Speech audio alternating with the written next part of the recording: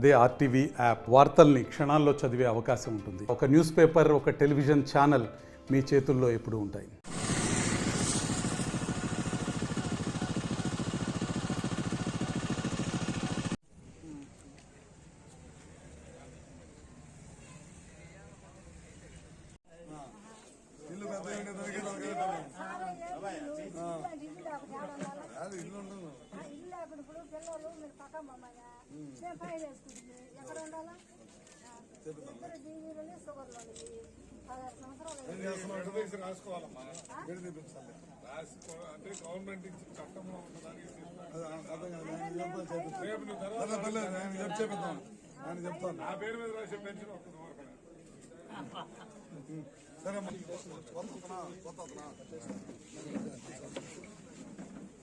సుపరిపాలన తొలి అడుగు కార్యక్రమం ద్వారా వాళ్ళ కనిగిరి రావడం జరిగింది. ముఖ్యంగా పొద్దున్న ఎర్రగొండపాలెం తిరిగాము. అక్కడ కూడా 33/11 kV సబ్స్టేషను స్వర్గీయ నందమూరి తారక రామారావు గారు విగ్రహావిష్కరణ చేసుకొని గ్రామంలో తిరిగేసి అక్కడి నుంచి కనిగిరి వచ్చామన్నమాట. ఇక్కడ ప్రభుత్వం డ్రోన్స్, రైతులకు డ్రోన్లు ఇవ్వాలి, ఆధునీకరణతో వ్యవసాయం చేయాలి, మంచి వ్యవసాయ పద్ధతులు మార్చుకోవాలి అనే ఉద్దేశంతో వాళ్ళ 3 డ్రోన్లు రైతులకు ఇవ్వడం జరిగింది. గ్రూపులకి ఒక్కో డ్రోన్కి 10 లక్షలు ఖర్చు అయితే అందులో 8 లక్షల రూపాయలు ప్రభుత్వమే సబ్సిడీ భరాయిచ్చి వస్తుందన్నమాట.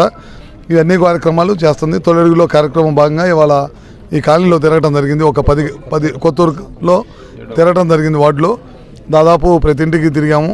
అర్హులైన వాళ్ళందరికీ పెన్షన్స్, పిల్లలు చదువుకోవడానికి డబ్బులు, తల్లికి వందనం ద్వారా, అట్లానే రేపు రాబోయే రోజుల్లో ఆగస్టు 15 నుంచి మనం ఆర్టీసీలో ప్రయాణం, ఉచిత ప్రయాణం, ఇట్లాంటి అన్ని కార్యక్రమాలు ప్రభుత్వం ఏదైతే ఎలక్షన్ ముందు హామీలు ఇచ్చిందో ఆ కార్యక్రమాలు అన్నీ కూడా చేస్తూ ఉన్నాం. అదే కాకుండా ఇందాక ముఖ్యమంత్రి సహాయ నిధి గురించి చెప్పాను. దాదాపు 400 కోట్ల రూపాయలు ఇప్పటికే ఖర్చు పెట్టింది. ఒక సంవత్సరంలో ప్రభుత్వం ఆరోగ్యశ్రీ ద్వారా ఖర్చు పెట్టడమే కాకుండా మళ్ళీ ఎవరికైనా ఇబ్బంది వచ్చి ఆరోగ్యశ్రీలో కవర్ కానీ ఇంకేదైనా మరీ ఇబ్బందిగా ఉండే పెద్ద పెద్ద జబ్బులకు కూడా 10 లక్షల రూపాయలు సాయం చేయడం జరిగిందనమాట. దాదాపు 400 ఖర్చు పెట్టడం అంటే నాకు తెలిసి ఈ దేశంలో ఏ ప్రభుత్వం కూడా ఇవ్వలేదు. ఒక సంవత్సరంలో 400 కోట్లు ప్రజలకు ఇవ్వటం అంటే ఈ ప్రభుత్వం అన్ని విధాల ఎలక్షన్ అప్పుడు మేనిఫెస్టోలో చెప్పినవి, ప్రజలకి నిత్యం అవసరమైనవి చెప్పని అన్నీ కూడా ప్రజలకు అవసరమైనట్టు కూడా చేస్తూ ఉంది. ఇందాక అడుగుతున్నారు బార్బర్ షాపులకి అప్పుడు 200 యూనిట్లు ఇస్తా అన్నాం, అది కూడా తప్పకుండా ఇస్తాం. వేవర్స్కి అయితే ఇప్పుడు ఇవ్వటం జరిగింది. పవర్ లూమ్స్కి, రెగ్యులర్ మామూలు వేవర్స్కి కొంతమందికి 500 యూనిట్లు, కొంతమంది 200 యూనిట్లు ఇచ్చాం. రాబోయే రోజుల్లో బార్బర్స్కి కూడా తప్పకుండా ఇస్తాము. అది కాకుండా రొయ్యల రైతులకు సంబంధించి కానీ ఇంకా చాలా ఉన్నాయి. వ్యవసాయ కనెక్షన్లు ఇచ్చాము. ఇంకా కొంతమంది అడుగుతున్నారు వ్యవసాయ కనెక్షన్స్ కావాలని, వాళ్ళందరూ కూడా వ్యవసాయ కనెక్షన్లు ఇస్తాము. ఎక్కడ కూడా ప్రతి సంవత్సరం కూడా 6 నుంచి 8% కరెంటు వాడకం పెరుగుతుంది. దానికి అనుగుణంగానే కొత్త సబ్స్టేషన్లు కట్టడం, కొత్త లైన్స్ వేయటం, అగ్రికల్చర్ కనెక్షన్స్ కొత్త వేయటం, ఆర్డీఎస్ఎస్ కేంద్రం రాష్ట్ర ప్రభుత్వాలు కలిసి ఆర్డీఎస్ఎస్ కార్యక్రమం చేస్తున్నాము. ప్రజలందరికీ కూడా గ్రామంలో ఉండే వాళ్ళకి 24 గంటల కరెంట్ రావాలి, రైతులకి 9 గంటల కరెంట్ రావాలనే దానికోసం అదే బైఫర్కేషన్, ఫెడరల్ బైఫర్కేషన్ చేస్తున్నాం.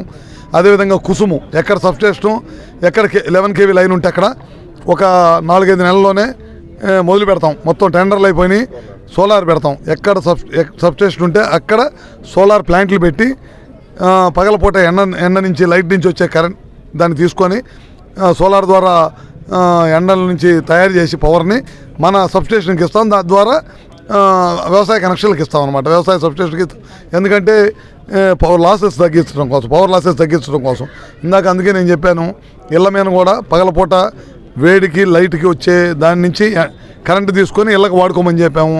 మీ కరెంటు బిల్లులు తగ్గుతాయి, ప్రభుత్వానికి కూడా సబ్సిడీ ఇస్తుంది, అన్ని విధాలా ప్రోత్సహిస్తుంది కేంద్ర ప్రభుత్వం, రాష్ట్ర ప్రభుత్వం. కేంద్రం 1 కోటి కనెక్షన్లు ఇస్తే ఒక ఆంధ్ర రాష్ట్రానికి 20 లక్షల కనెక్షన్లు ఇచ్చింది. ప్రజలందరూ కూడా వీటిని సద్వినియోగం చేసుకోవాలి. ఎన్నో మార్పులు తీసుకొస్తున్నారు కూటమి ప్రభుత్వం అధికారంలోకి వచ్చిన తర్వాత. రోడ్లు వేస్తున్నాం, రైల్వే స్టేషన్స్ కడుతున్నారు, RO బ్రిడ్జ్లు కడుతున్నాం, అన్ని రకాల డెవలప్మెంట్ తోటి ఉన్నాం. ఏ ప్రభుత్వం ఉంటే ఈ రాష్ట్ర ప్రజలకు ఉపయోగం, ఆ ప్రభుత్వం ఒక కూటమి ప్రభుత్వం చంద్రబాబు గారి నాయకత్వంలో మాత్రమే అని చెప్పి కూడా మీ అందరికీ తెలియజేస్తున్నాను. మరిన్ని వీడియోస్ కోసం ఛానల్ ని సబ్స్క్రైబ్ చేయండి. లేటెస్ట్ అప్డేట్స్ కోసం వాట్సాప్ ఛానల్ ని ఫాలో అవ్వండి. ఆ లింక్ డిస్క్రిప్షన్ లో ఉంది.